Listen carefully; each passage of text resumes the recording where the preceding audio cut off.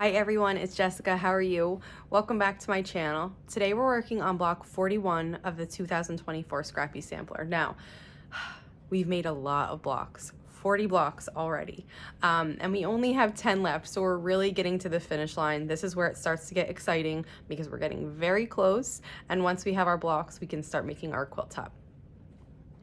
So let's get started on block 41. This block has a couple different components, and the first component that we're going to be making are the half square triangles. Now I went ahead and I made all of these, and we're going to use the half square triangles to make corner units for the block. So it's two half square triangles with the color portions pointing in like that. I'm using blue for one of the colors of my block, so a blue square will go there and a white will go here. And this is how it's supposed to look. We're just going to assemble this like a 4-patch now. So I'm just putting the white square on top of the half square triangle. And we'll sew down the length here. And then I'm going to put the half square triangle on top of the blue block. And we'll sew here.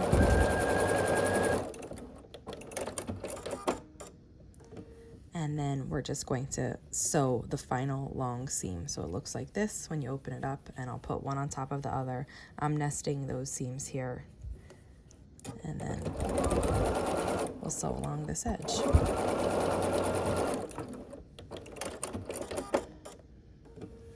And this is what the corner unit looks like. We need 4 of these, and I already have my other ones made. So I'm gonna set this aside and we're gonna work on the next unit. Now for the next unit, we're going to be making easy corner triangles. So I'm going to change my foot. This is a 1/4 inch foot, 57D. I'm changing it to 34D. This is a clear reverse pattern foot, and I like using this foot when I have to do easy corner triangles or flying geese or anything where I'm sewing over the fabric, but I don't need a 1/4 inch seam allowance. So we have to make 2 pieces for this next unit. The easy corner triangles are facing in opposite directions, so I'm going to take you through the right one first. And for the right one, the first portion, we want our unit to look like this after it's sewed. It's easy to get tricked up here, so just take your time, do a practice flip to make sure you're sewing it correctly, and refer to the picture as you go. So I'm sewing across the top like that. And after I do, this is what we're left with. Then we need to add another easy corner triangle to the bottom here. And this one, we want it like this. So we need this diagonal here.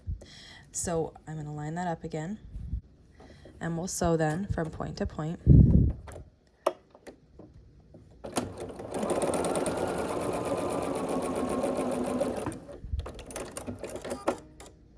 Okay, and this is what that one looks like.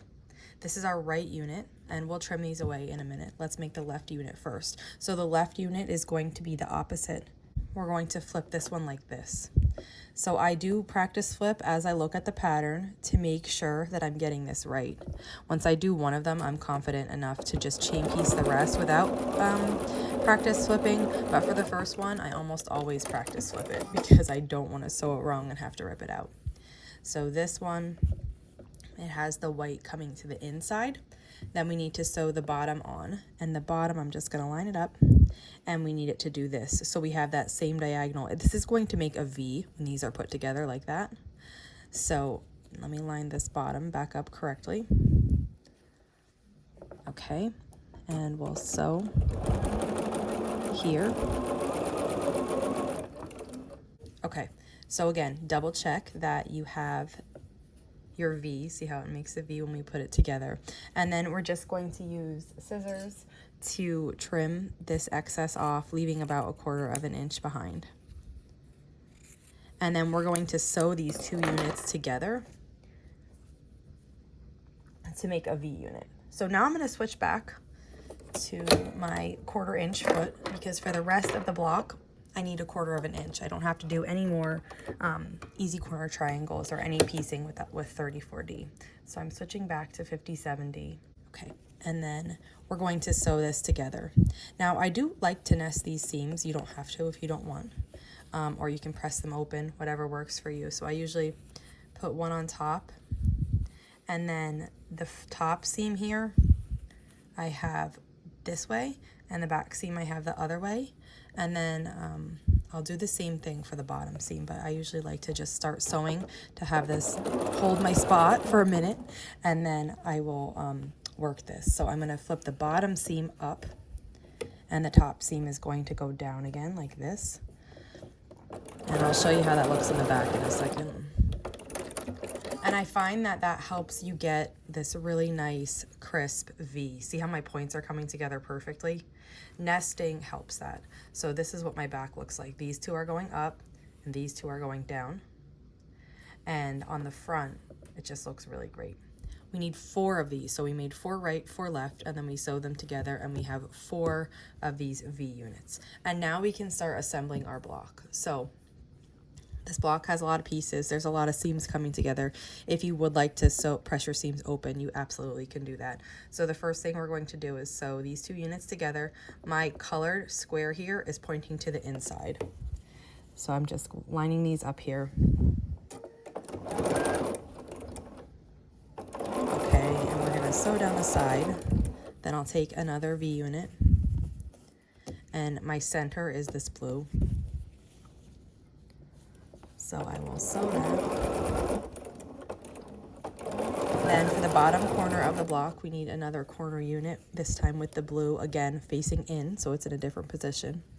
And then the V unit, like this, it's upside down compared to the first one that we did. We want the point of the V always going toward the center.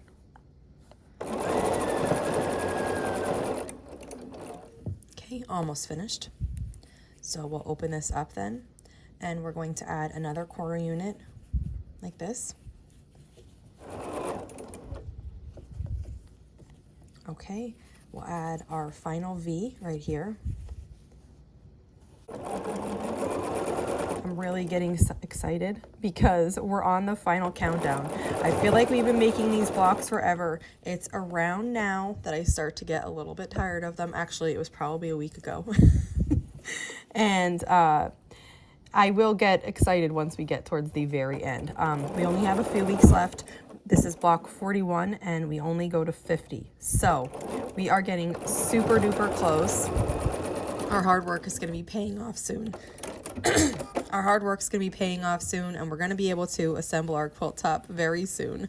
So this is what it looks like so far, looking really good. It's a good time to check to make sure you have everything in position. So my half square triangles, all the colors are pointing at each other. Sometimes I turn those, that's easy to do. My blues are all in the inside. My points of my V's are all pointing toward the center. And if you're happy with how it looks, you can go ahead and just sew the final 2 seams then.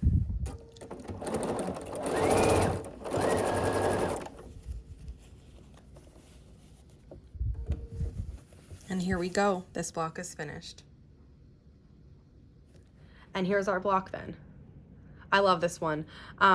Last week we had a really easy block week. This week we go back to not really tricky, but small pieces. So these pieces are finished small. This is a 1-inch square when it's finished right here. These will be 1 inches when they're finished too, when we sew it into our quilt top.